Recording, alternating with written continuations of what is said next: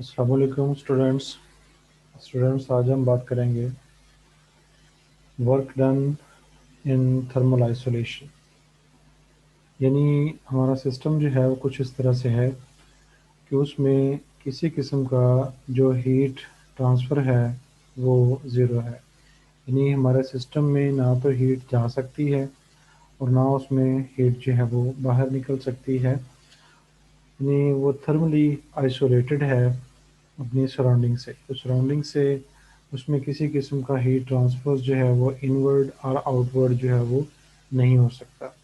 यानी आप इसको इस तरह समझ सकते हैं कि फ़र्ज़ कर लें कि हमारे पास एक सिस्टम है, एक सिलेंडर है in the form of this, और इसको जो वॉल्स हैं इसकी आप उसको कम्प्लीटली जो है वो थर्मली आइसोलेट कर देते हैं। तो ये हम उनकी इंसुलेशन कर रहे हैं। तो ये हमने इसको इंसुलेट कर दिया और लेट्स सपोज कि ये जो है वो पिस्टन है और पिस्टन जो है ये भी थर्मली आइसोलेटेड है, इसके थ्रू भी हीट का जो ट्रांसफ़र है वो नहीं हो सकता। तो ये हमारा जो था वो प्रोसेस है और इसको हम रिप्रेजेंट कर सकते हैं इस तरह। Process carried out in a complete thermal isolation. तो इनवर्ड और आउटवर्ड जो हीट ट्रांसफ़र है वो ज़ीरो है, इसमें हीट का जो ट्रांसफ़र है वो नहीं हो सकता। तो अब अगर हमारे पास इस तरह का प्रोसेस हो और हमें उसका वर्क जो है वो कैलकुलेट करना हो, तो वो हम किस तरह कैलकुलेट करेंगे उसको हम इस लेक्चर के अंदर जो है वो देखेंगे।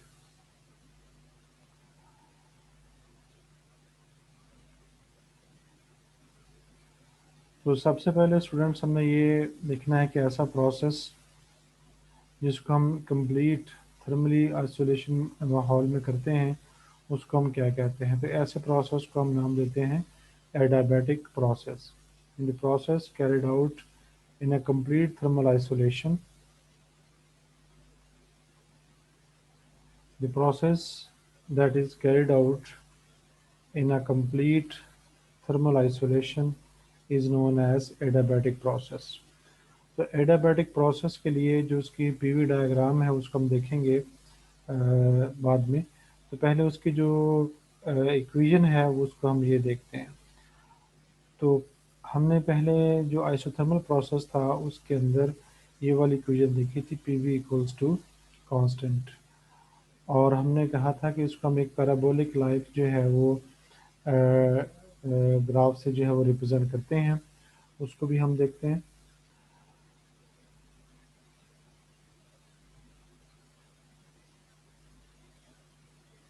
तो स्टूडेंट्स ये आप देख रहे हैं ये हमारे पास ग्राफ है। तो ये हमारे पास जो ग्राफ है डॉटेड लाइन का, ये है P V equals to constant के लिए जो था आइसोथर्मल के लिए, यानी जिसमें ड्यूरिंग द प्रोसेस जो है वो हीट हमारे सिस्टम की ट्रांसफ़र रहती है। यानी ड्यूरिंग कंप्रेशन जो है उसमें हीट बाहर चली जाती है, ड्यूरिंग एक्सपेंशन जो है हीट उसमें दाखिल हो जाती है, जिसकी वजह से उसका इंटरनल जो हीट है, इंटरनल एनर्जी कंटेंट जो है वो कांस्टेंट रहता है। तो ऐसे प्रोसेस को हमने नाम दिया था आइसोथर्मल प्रोसेस। तो ये जो हमारे पास जो कंप्लीट आइसोलेशन में है प्रोसेस, जिसको हमने एडियाबैटिक प्रोसेस कहा है, तो उसकी भी कर्व तकरीबन वैसी ही है, लेकिन उसमें जो स्टीपनेस है वो एज़ कम्पेयर टू आइसोथर्मल वो ज़्यादा है। यानी ये हमारी आइसोथर्मल की कर्व थी और ये हमारी जो है वो एडियाबैटिक प्रोसेस की कर्व है। और ये ज़्यादा स्टीप क्यों है? चूँकि इसमें जो आपको गामा नज़र आ रहा है वी के ऊपर, ये इसकी वजह से है। इसकी वैल्यू जो है वो ग्रेटर दैन 1 होती है, जिसकी वजह से इसमें स्टीफनेस जो है वो ज़्यादा होती है। तो ये चीज़ क्या है, हमें क्या बताती है, ये हम आगे जाके फर्स्ट ऑफ थर्मोडायनामिक्स के एप्लीकेशंस के अंदर जाकर हम इसको स्टडी करेंगे। तो अब हम ऐसे प्रोसेस के लिए जिसमें जो है वो ट्रांसफ़र नहीं होती टू द सराउंडिंग और फ्रॉम द सराउंडिंग, उसके लिए हम इस इक्वेशन की बजाय ये वाली इक्वेशन जो है वो इस्तेमाल करेंगे।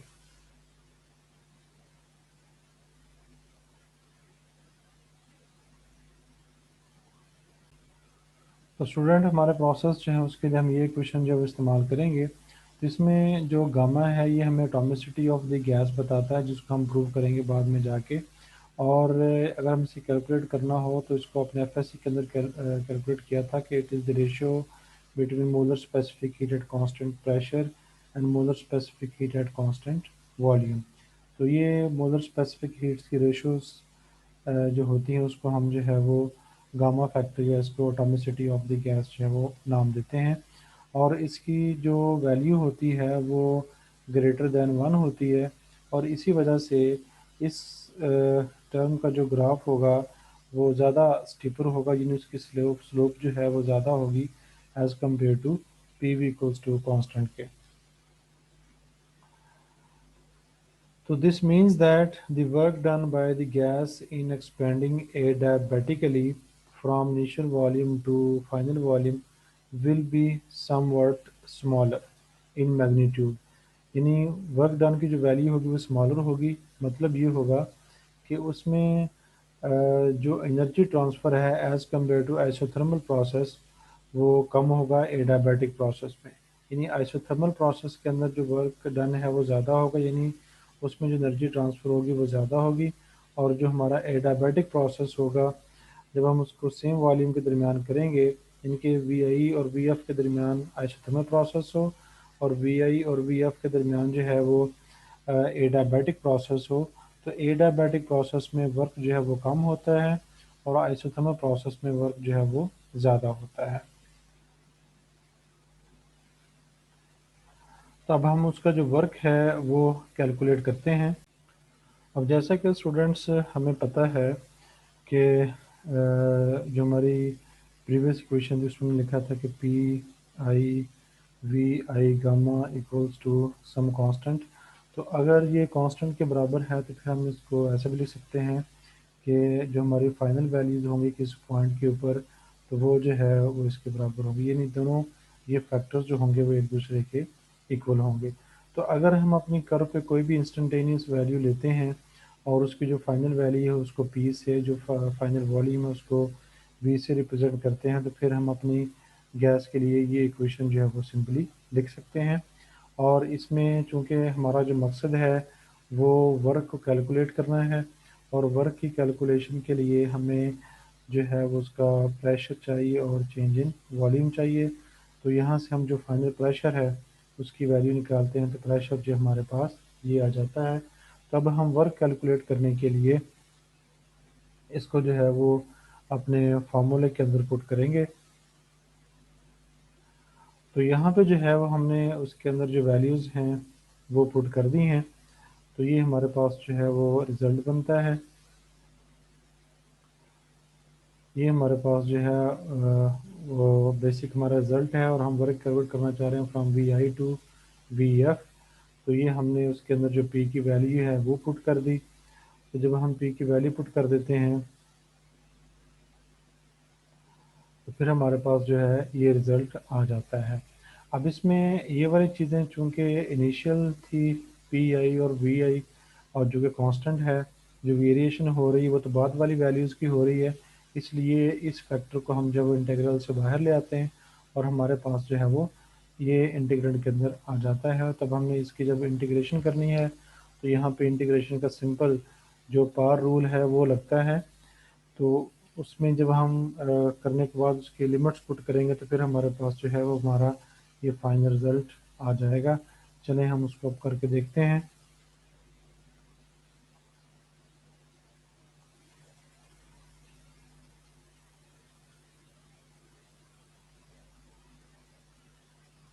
तो स्टूडेंट्स हमारे पास जो रिज़ल्ट था वो ये था कि work equals to minus P I V I gamma. हमने इसको इंटीग्रेट करना था from V I to V F और हमारे पास जो इंटीग्रेंट था इट वाज वी और gamma 1/v to raise power gamma D V. तो अब हम इसको चाहें तो हम इसको लिख सकते हैं minus P I V I gamma और V I V F V to raise पर माइनस गामा डी वी। तो यहाँ पर सिंपल जो है वो इंटीग्रेशन का जो पावर रूल है वो लगेगा, तो वो हो जाएगा W equals to minus P I V I gamma. ये हो जाएगा 1/- माइनस गामा प्लस 1 और बी माइनस गामा प्लस 1 और इसके integration limits from V I to V F. तो ये हमारे पास आ जाएगा। तो अब हम इसको जो है वो इस तरह लिख सकते हैं, minus P I V I gamma over 1 minus gamma. इसको हम जो इस तरह कर सकते हैं। तो अब हम इसमें जो है वो लिमिट्स पुट करेंगे। ये हमारे पास आ जाएगा माइनस गामा प्लस 1 और ये हो जाएगी वी एफ, और यहाँ माइनस, और जो लोअर लिमिट है वो पुट करेंगे तो ये हो जाएगा वी आई माइनस प्लस 1। तो ये हमारे पास जो है रिजल्ट आ जाएगा। तो अब हम इसको ऐसे भी लिख सकते हैं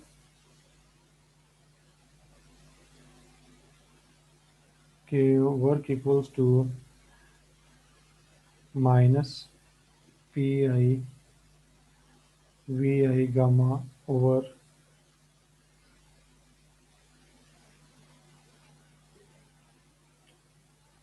1 माइनस गामा इंटू,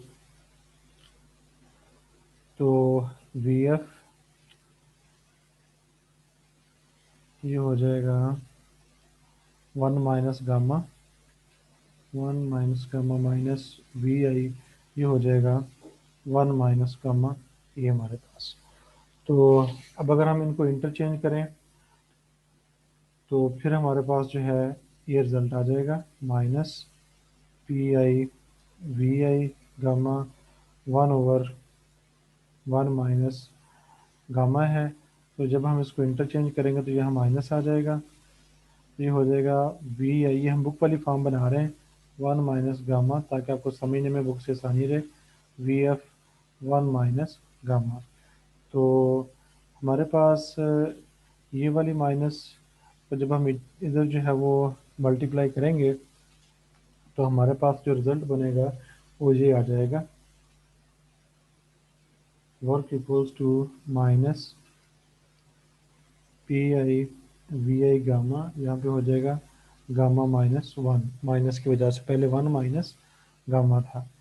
तो जब ये माइनस को हम इधर मल्टीप्लाई करेंगे तो ये हमारे पास फिर हो जाएगा गामा -1, और हमारे पास जो रिज़ल्ट आ जाएगा वो आ जाएगा V I 1 - gamma minus V F 1 - gamma. तो ये हमारे पास जो है वो रिज़ल्ट बन जाता है जो बुक पे दिया हुआ है। तब हम इससे आगे चलते हैं।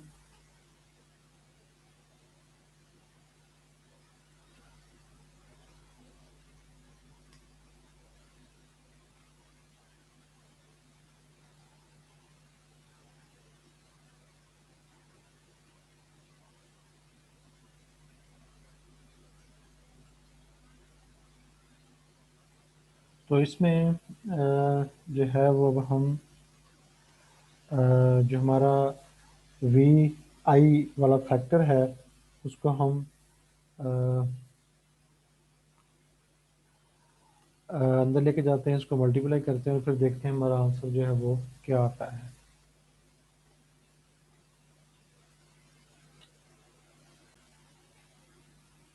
तो ये हम करते हैं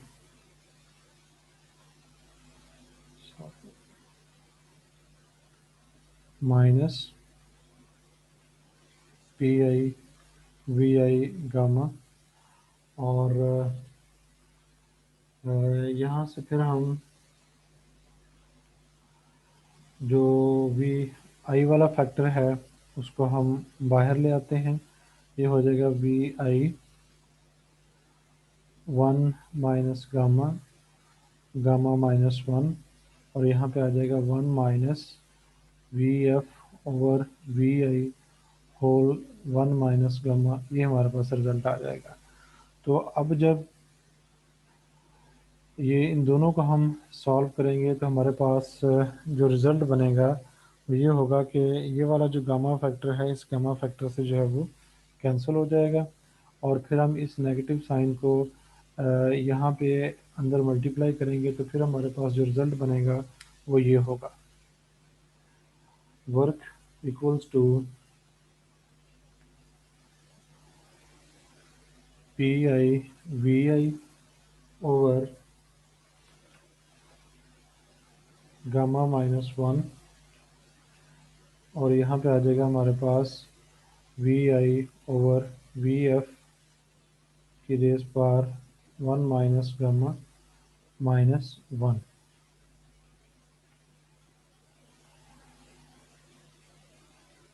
तो यहाँ पे अब ये देखें कि ये वाला फैक्टर जो है ये 1 माइनस गामा है, और यहाँ पर जो फैक्टर है गामा माइनस वन है। बेसिकली हमने क्या किया है कि जो वी एफ है और जो वी आई है इसको भी इंटरचेंज कर दिया, यानी इस माइनस को अंदर मल्टीप्लाई कर दिया।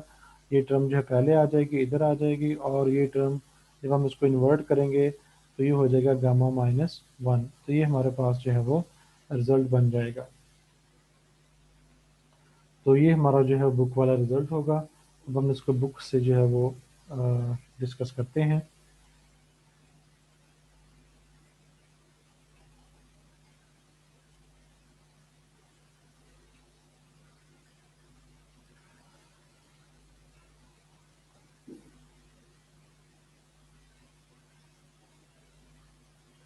तो स्टूडेंट्स ये वाला जो रिज़ल्ट था जो हमने अभी जो है वो ड्राइव किया है, उसमें ये हम चीज़ देख रहे हैं कि जो हमारे पास ये वाला फैक्टर है वी आई ओवर एफ, क्योंकि जब एक्सपेंशन होती है तो हमारा ये वाला जो फैक्टर है वी एफ वो ज़्यादा है और वी आई जो है वो कम है, तो इसकी जो वैल्यू होगी वो लेस दैन वन होगी। तो जब हमारी गैस जब एक्सपैंड करेगी इस टर्म की वैल्यू जो लेस दैन वन होगी तो इस टर्म का जो आंसर आएगा वो नेगेटिव आएगा। तो फिर नेगेटिव वर्क का मतलब ये होगा कि हमारी गैस जो एक्सपैंड हो रही है, मतलब हमारी गैस जो है वो अपनी इंटरनल एनर्जी जो कंज्यूम कर रही है। तो हमने जैसे प्रीवियस लेक्चर्स के अंदर अगर देखा था कि अगर सिस्टम को एनर्जी ट्रांसफ़र हो रही हो तो उसका वर्क जो है पॉजिटिव होगा, और अगर सिस्टम मैकेनिकल वर्क के ज़रिए एनर्जी ट्रांसफ़र कर रहा है यानी एक्सपेंशन हो रही है तो फिर सिस्टम की एनर्जी जो है सराउंडिंग में ट्रांसफ़र हो रही है, इसीलिए हमारा जो वर्क होता है वो नेगेटिव आता है। तो अब हम इसको मज़ीद सिंप्लीफाई करके जो हमारा नेक्स्ट रिज़ल्ट है उसको हम गेन कर सकते हैं। तो सिंपल मैथमेटिकल कैलकुलेशन है, आप उसको इजीली जो है वो परफॉर्म कर सकते हैं। तो नेक्स्ट रिज़ल्ट तक जाने के लिए हम क्या करते हैं कि ये यहाँ पर जो इसकी पार उसको हम सेपरेट कर लेते हैं।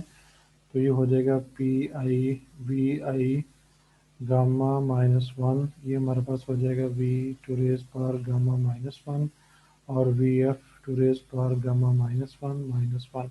तो अब जो है वो हम ये वाला जो फैक्टर है इसको अंदर मल्टीप्लाई करेंगे तो हमारे पास जो रिज़ल्ट बनेगा वो होगा वन ओवर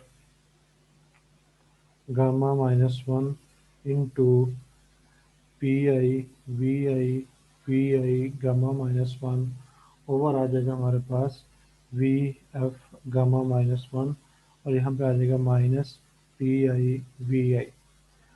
तो अब ये जो वी आई है ये हमारे इस फैक्टर से जो था वो कैंसिल हो जाएगा, और हमारे पास जो रिज़ल्ट आएगा one over gamma minus one, ये हो जाएगा P I V I gamma over V F gamma minus one minus P I V I. तो अब हम इसकी जगह जो इसकी केवलस फॉर्म है वो पुट करेंगे, क्योंकि हमें पता है कि ये वाली चीज़ जो होती है बराबर होती है P F V F gamma के। ये वैल्यू जो है वो अब हम पुट करने लगे हैं। तो जब हम ये वैल्यू पुट करेंगे तो ये हो जाएगा one over gamma minus one, ये हो जाएगा P F sorry P F P F V F gamma, और ये वाली जो टर्म है जब ऊपर जाएगा तो ये हो जाएगी 1 माइनस गामा, v2 रेज पर vf2 रेज पर 1 minus gamma minus P I V I. तो ये वाला फैक्टर जो है इससे कैंसिल हो जाएगा और हमारे पास जो रिज़ल्ट आ जाएगा 1 gamma minus 1 P F V F minus P I V I. और ये हमारी जो है वो फाइनल मैथमेटिकल जो फॉर्म है एडियाबैटिक प्रोसेस की वर्क डन थर्मल आइसोलेशन की वो आ जाएगी।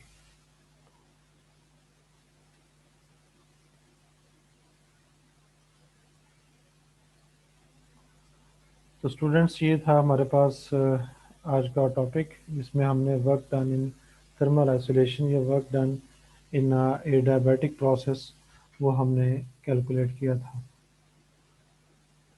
और ये हमारे पास जो है फाइनल रिजल्ट है। उम्मीद है स्टूडेंट्स आपको समझ आई होगी। तो इंशाल्लाह नेक्स्ट लेक्चर के अंदर मिलते हैं। अस्सलाम वालेकुम।